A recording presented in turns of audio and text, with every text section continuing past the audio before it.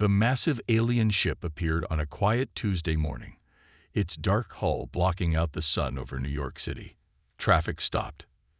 People stood in the streets, phones raised to capture humanity's first contact with an alien civilization. The vessel stretched nearly 2 miles long, its surface gleaming with strange purple lights. Commander James Walker stood at the United Nations building's observation deck, his weathered hands gripping the railing. 20 years in the Earth Defense Force hadn't prepared him for this moment.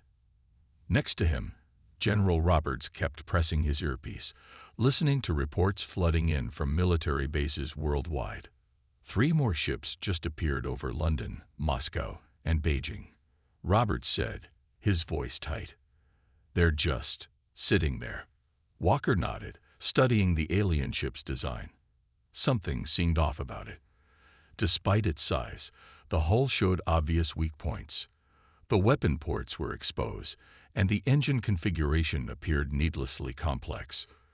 A bright beam shot down from the alien ship, striking the UN Plaza. When it faded, 12 tall figures stood there. Their armor glowed with the same purple energy that powered their ships. The aliens walked with obvious pride, their 4-armed bodies moving with practiced grace. Within an hour, the UN General Assembly gathered. Walker sat in the military observer section, watching as the alien leader, who called himself High Commander Marcus of the Stellar Coalition, took the podium. People of Earth, Marcus spoke through a translator device. We represent the combined might of 37 spacefaring civilizations. Your world has been monitored since you split the atom. The time has come for your integration into the galactic community. Walker noticed the aliens' armor up close. It hummed with energy, likely some kind of plasma shield. But the power source was external, mounted on their backs. One good hit there, and the whole system would fail. He kept his face neutral, years of poker games helping him hide his thoughts. Marcus continued his speech, displaying holograms of coalition achievements. Their weapons could shatter moons. Their ships could cross galaxies.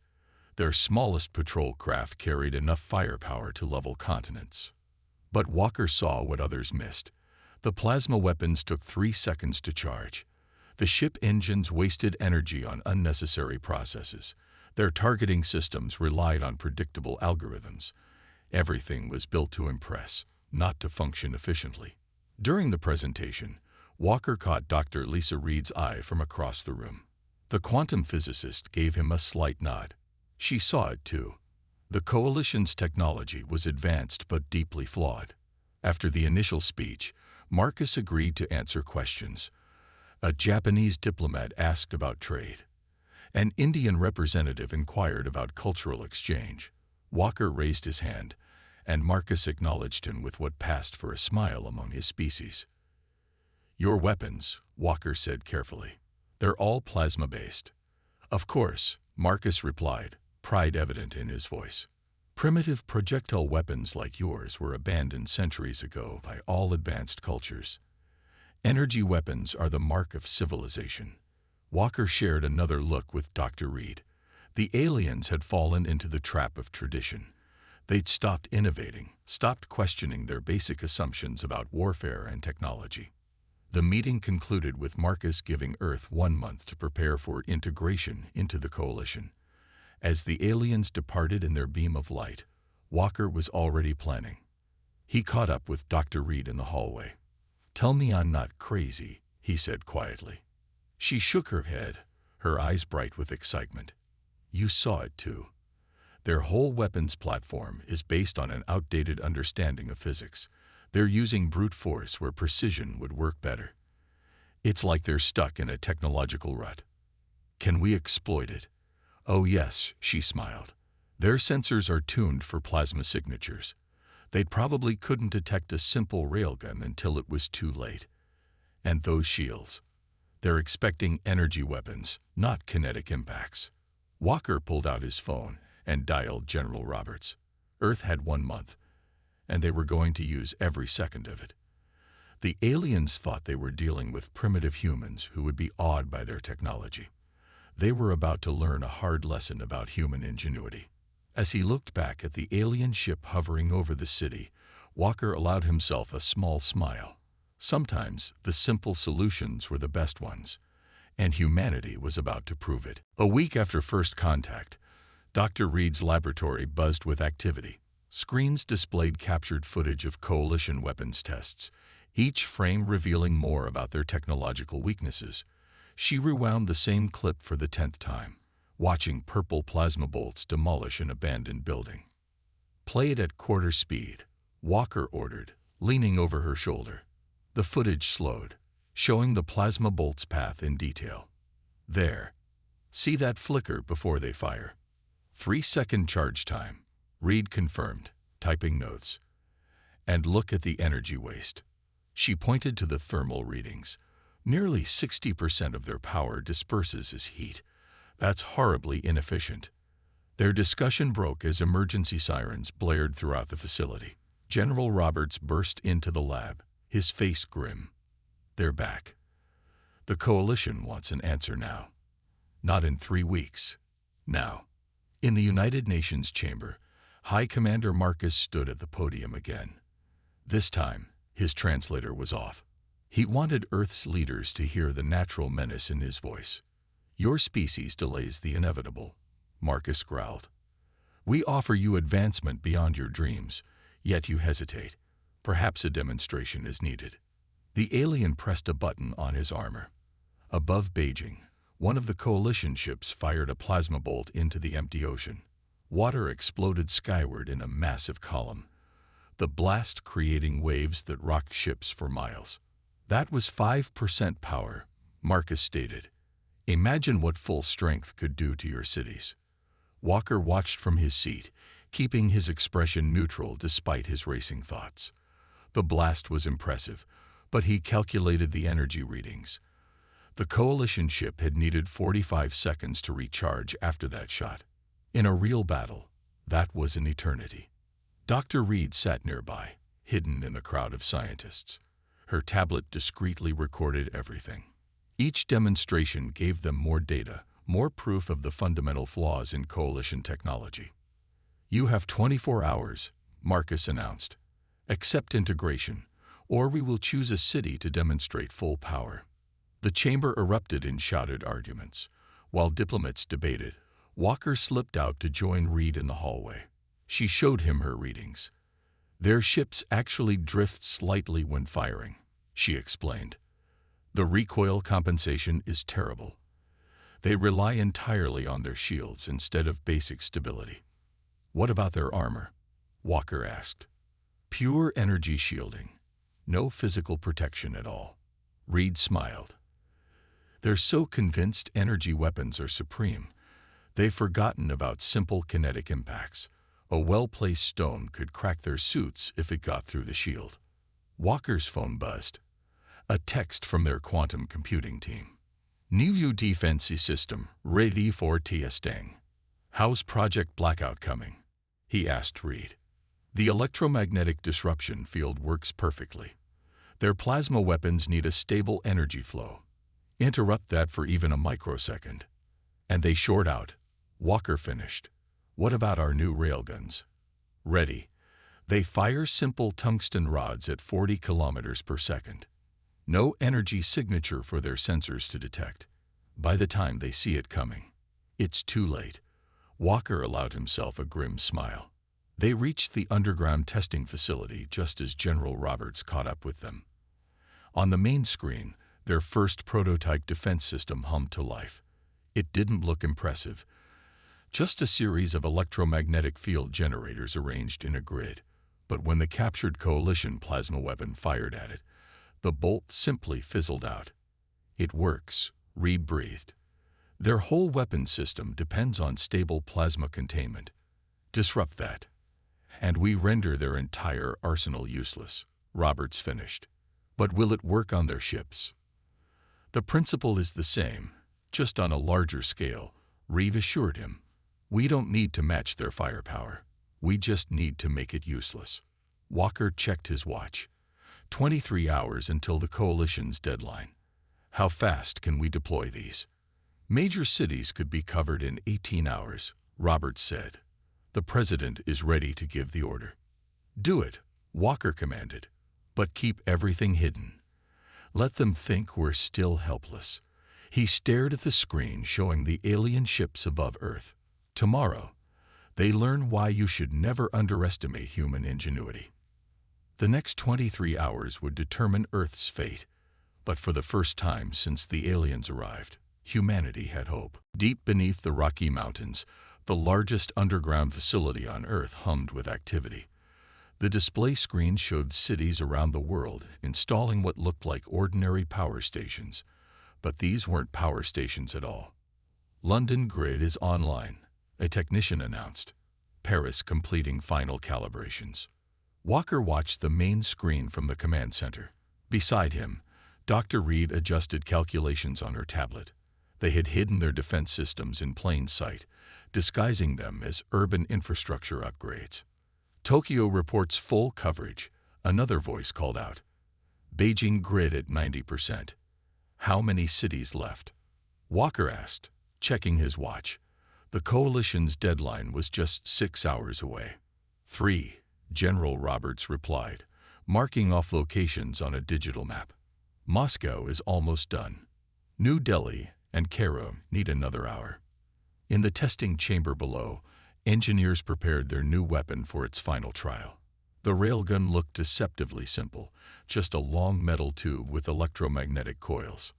No glowing plasma, no fancy energy fields, just pure physics and human engineering. Test firing in 3 minutes, the range officer announced. Dr. Reed pulled up the test parameters on the main screen. We're using a standard tungsten rod, 8 feet long, 6 inches diameter. No explosives, no energy signature, just mass and velocity. The target was a replica of Coalition armor based on scans they'd taken during the aliens' visits. The purple energy shield hummed around it, just like the real thing. Firing in 3, 2, 1. The railgun fired with a thunderous crack. On screen, the tungsten rod moved too fast for human eyes to track. It struck the alien shield head-on. The shield didn't just fail, it shattered.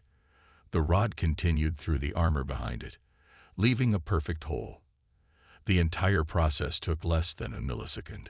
Shield penetration confirmed, Reed announced, studying the readings. Their energy barrier was designed to stop plasma weapons, not physical projectiles moving at these speeds. How many of these can we deploy? Roberts asked. We have 20 railgun platforms in orbit, disguised as communication satellites, Walker replied.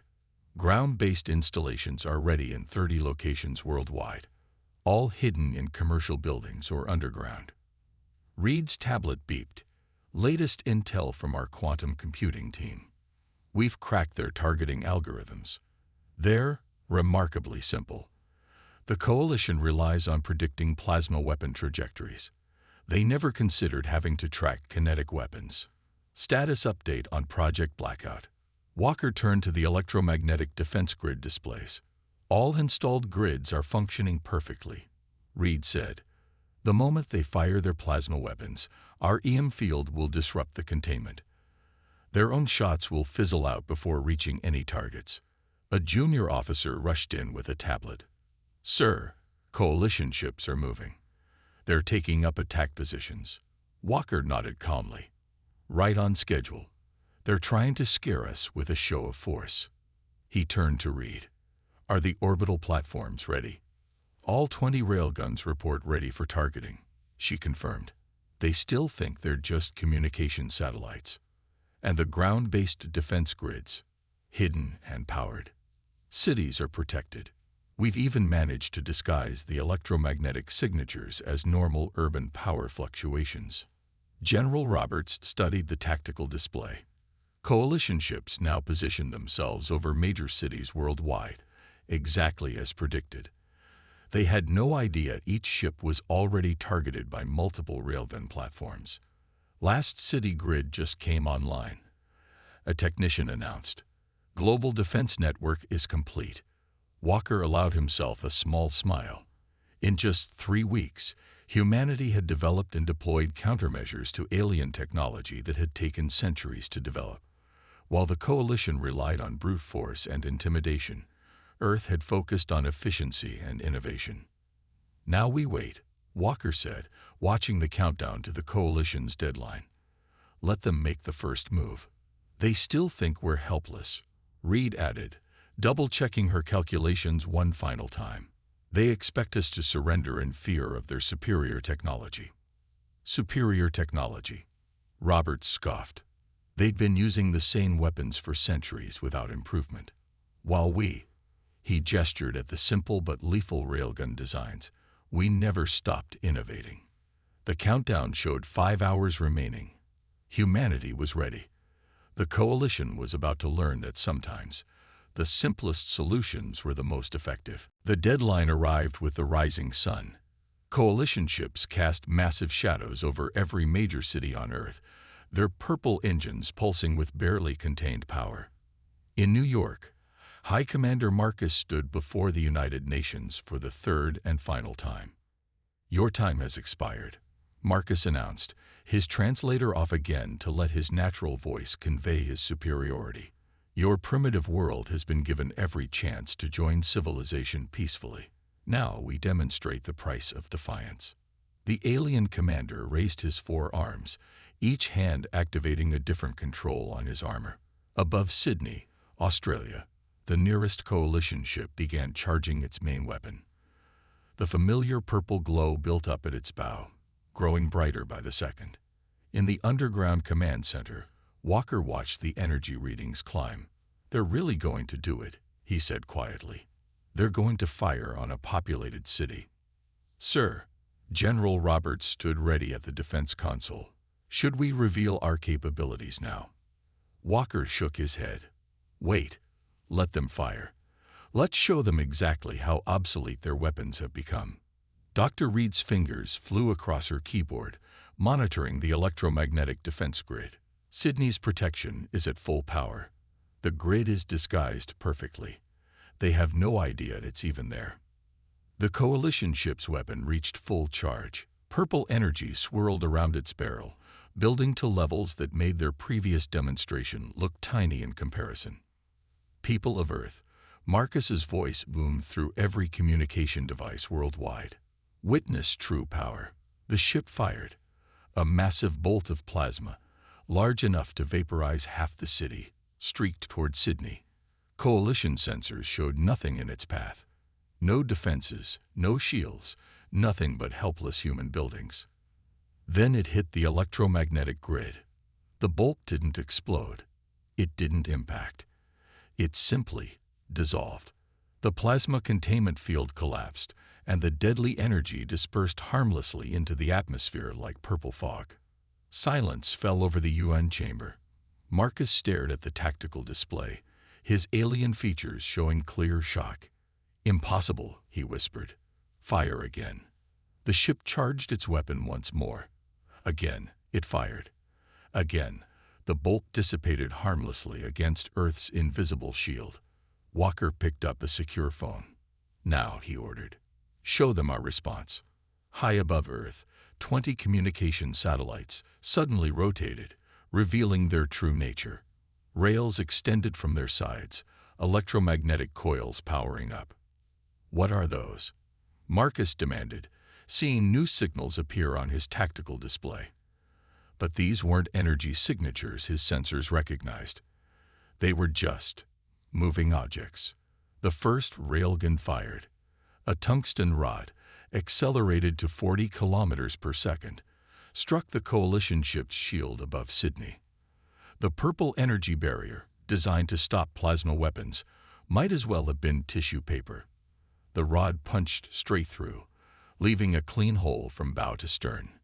The massive ship's engines sputtered and died. It started dropping from the sky, emergency systems barely managing to guide it to a crash landing in the empty outback. "Impossible," Marcus roared. "Our shields are impenetrable." "To plasma weapons, yes," Walker said, standing up in the UN chamber. "But you forgot about simple physics. Mass times velocity equals force. No energy shield can stop that much kinetic energy." More railguns fired. Not to destroy, just precise strikes disabling engines and weapons on coalition ships worldwide. Each shot proved the same point. Their superior technology had a glaring weakness. You primitives, Marcus sputtered. You hid this from us. We learned from watching you. Walker replied calmly. While you relied on the same old technology, we adapted, innovated, found better solutions. Dr. Reed's voice came through Walker's earpiece. All coalition ships have been disabled, sir. No casualties on either side. Clean hits, just as planned. Walker faced Marcus. Now let's discuss new terms. Earth isn't joining your coalition as a subordinate. If anything, you might want to start learning from us. The alien commander stared at the tactical display, watching his mighty fleet hanging powerless in Earth's sky. Centuries of technological supremacy, undone in minutes by what he had dismissed as primitive human ingenuity. The balance of power had shifted, and it had happened with technology so simple, the coalition hadn't even considered it a threat. The coalition's response came within hours. Hundreds of new ships emerged from hyperspace, filling Earth's skies with purple light. Their arrival cast shadows over entire continents.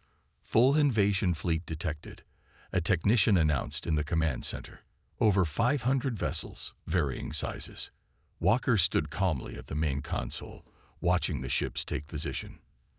They're angry, he said. We hurt their pride. Now they want to prove they can overwhelm us with numbers. Multiple weapon signatures charging, Dr. Reed reported, monitoring the energy readings. They're planning a simultaneous strike at all major cities. General Roberts kept his hand steady over the defense controls. Should we fire first? No, Walker replied. Let them waste their energy. Let them learn. The coalition fleet moved with practiced precision, each ship finding its predetermined attack position. Their formation would have been impressive against enemies using similar technology, but against Earth's defenses, they were just arranging themselves for easier targeting. High Commander Marcus's voice boomed worldwide again. You think you have outmatched us. You have seen only a fraction of our power. Now witness the full might of the stellar coalition. Every ship fired at once. Thousands of plasma bolts lit up Earth's atmosphere, turning day into purple twilight. The energy release was enough to be detected from neighboring star systems, and every single shot dissipated harmlessly against Earth's electromagnetic defense grid. Their weapons are useless, Reed confirmed, checking the readings. The EM field is holding perfectly. Power consumption is minimal. Their attacks are actually less efficient than we calculated. Walker nodded and picked up his command phone. All units, execute attack pattern Alpha. Around the Earth, hidden railgun platforms revealed themselves. Not just the 20 in orbit, but hundreds more concealed in mountains, deserts, and ocean platforms. Each one aimed at a specific target, coordinated by quantum computers that could predict movement patterns the coalition's targeting systems couldn't even detect. Railguns locked on target, Roberts announced. Clean shots calculated for engine compartments and weapon systems only. Minimal crew risk. Fire, Walker ordered. The synchronized attack began. Tungsten rods streaked through space, invisible to coalition sensors until the moment of impact. Their shields, optimized to stop energy weapons, might as well have not existed. Ship after ship lost power, their engines destroyed with surgical precision. Some tried to return fire, but their plasma weapons were too slow, too predictable. By the time they charged up, the railguns had already fired again. Hostile ships disabled. 100, 200, 300 and counting. A tactical officer reported. The coalition fleet tried to adapt. Some ships attempted evasive maneuvers, but Earth's quantum computers had already predicted their possible moves. Others tried to combine their shields, but it made no difference against kinetic weapons moving at relativistic speeds. Enemy fleet at 50% combat effectiveness. Roberts updated. No catastrophic damage to any vessels. Crew casualties minimal. In orbit, disabled coalition ships drifted helplessly. Their mighty weapons still charged and fired, but each shot disappeared into Earth's invisible defensive field. They had never imagined their advanced technology could be defeated by simple physics. Incoming transmission from Coalition Command, a communication officer announced. Walker accepted the call. Marcus's face appeared on screen, his alien features twisted with confusion and rage. "How?" he demanded. "How are you doing this?" "We kept things simple," Walker replied. "While you focused on complex plasma containment and energy fields, we just asked, what happens when something moving very fast hits something else? But our sensors, our shields, are designed to stop energy weapons." Reed joined in. "You forgot the basics of physics. No shield can ignore kinetic energy. The faster something moves, the harder it hits. Simple mathematics." The battle ended not with a grand explosion or heroic last stand, but with simple, elegant efficiency. Within an hour, the entire coalition fleet hung powerless in orbit, their mighty weapons rendered useless by human innovation. 512 hostile ships disabled, Roberts reported finally. All weapons and engines neutralized. Life support and artificial gravity still functional. Walker looked at the tactical display showing the defeated coalition army. "Send them medical aid if they need it," he ordered, "and prepare for negotiations. I think the galaxy's balance of power just changed." Earth's first interstellar battle was over. Humanity had won with nothing more complex than grade school physics and basic engineering. 2 days after the battle, Walker stood in a vast hangar beneath the Rocky Mountains. Before him sat a captured coalition fighter craft, its purple hull now dark and lifeless. Dr. Reed walked around it, scanning every inch with her tablet. "It's amazing," she said, shaking her head. "Their entire civilization built itself around a single technological path. They never looked back, never questioned if there might be better ways." Engineers swarmed over the alien ship like ants, documenting every component. Each discovery revealed more about how the coalition had trapped itself in technological stagnation. "Look at this engine design," one engineer called out, pointing to the exposed power core. "They're using plasma containment when simple magnetic fields would work better. It's like they chose the most complicated solution on purpose." Walker's phone buzzed. General Roberts was calling from the diplomatic conference in Geneva. "You need to see this," Roberts said when Walker answered. "The other coalition species are starting to talk." Turns out not everyone was happy with their technological doctrine.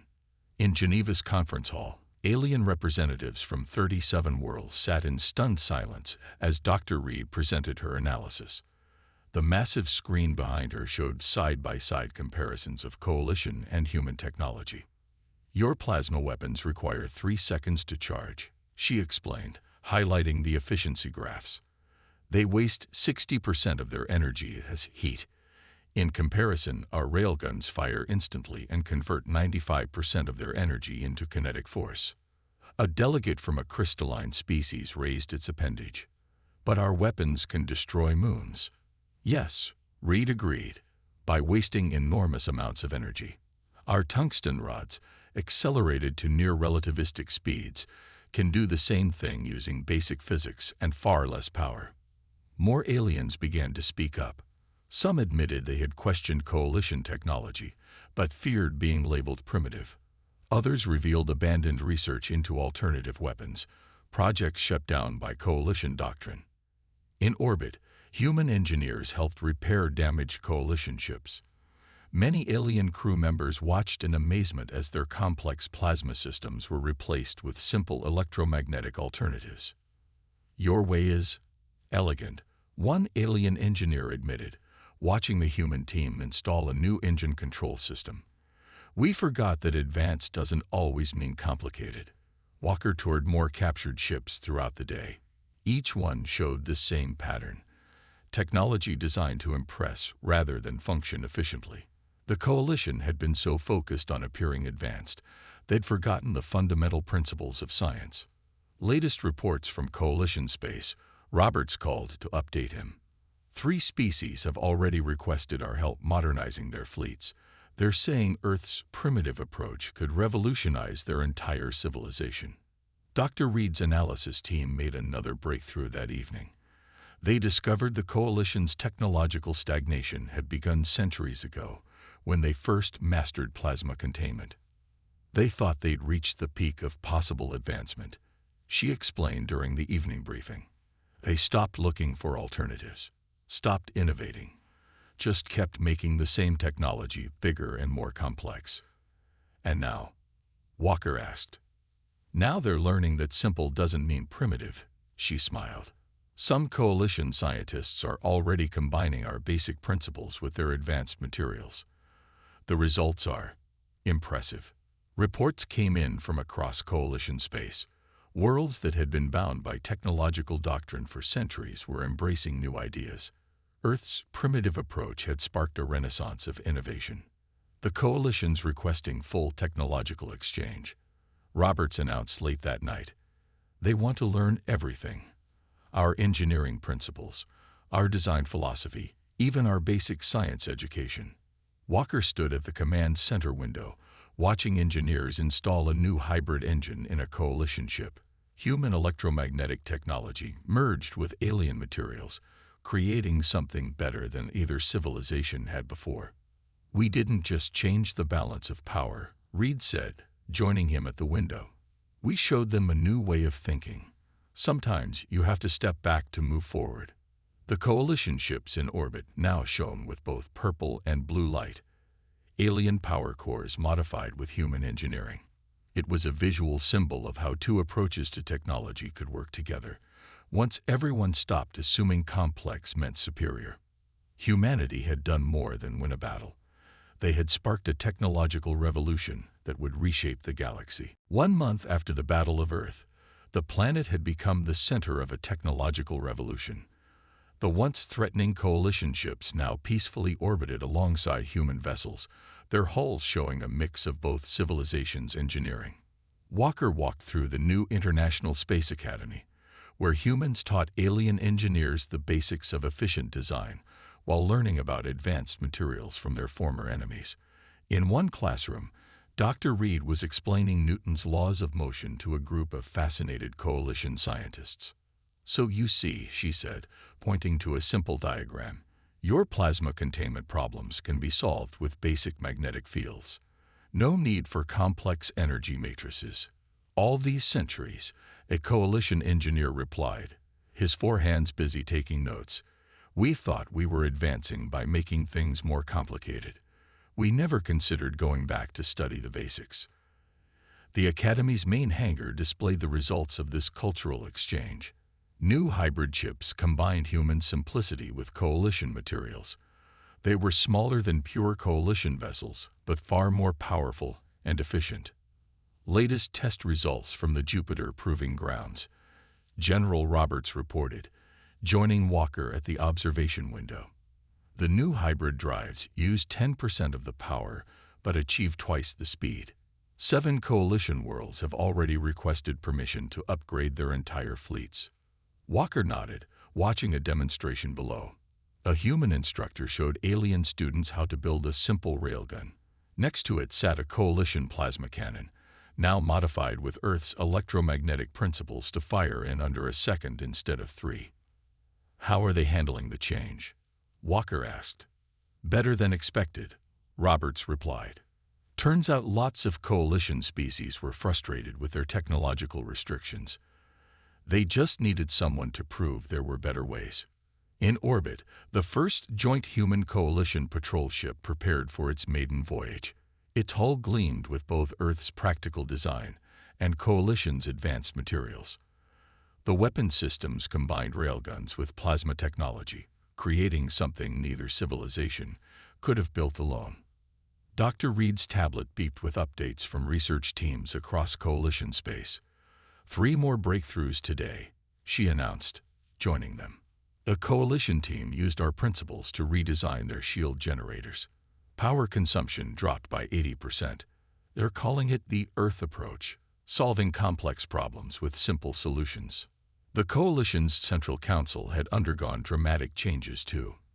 The old doctrine of technological superiority through complexity was gone. New leaders emerged who valued efficiency and innovation over tradition. Message from Coalition headquarters. A communications officer called out. They're officially changing their name to the Galactic Cooperative. New doctrine emphasizes sharing knowledge and encouraging diverse approaches to technology. Walker smiled, remembering how it all started. Just 2 months ago, these same aliens had threatened Earth with their superior weapons. Now they were eagerly learning Earth's primitive science, discovering that humanity's greatest strength wasn't technology at all. It was the ability to think differently. Another delegation arriving from the outer worlds. Roberts noted, checking his tablet. They're especially interested in our education system. They want to know how we keep innovating instead of just accepting what we're told.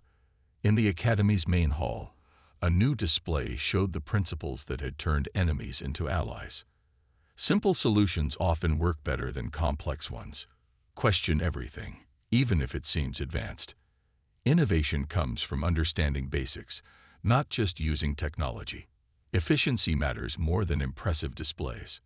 Never stop looking for better ways. The Coalition's 1,000-year technological standstill is over, Reed said, reviewing more research updates. They're advancing faster now than ever before, all because they learned to look backward before moving forward. Outside, the sun set on a changed Earth. Coalition ships no longer cast threatening shadows, but worked alongside human vessels, each learning from the other. The galaxy had discovered that true advancement didn't come from choosing between simple and complex technology, but from finding the right solution for each problem. Walker watched the first hybrid ship begin its historic flight, carrying both human and alien crew members. Its engines pulsed with perfect efficiency, combining the best of both worlds. Humanity had done more than defend itself. It had shown the galaxy a new way forward. Not bad, he said quietly, for a bunch of primitives. The future was bright, and it belonged to those who dared to question, innovate, and remember that sometimes the simplest solution was the best one.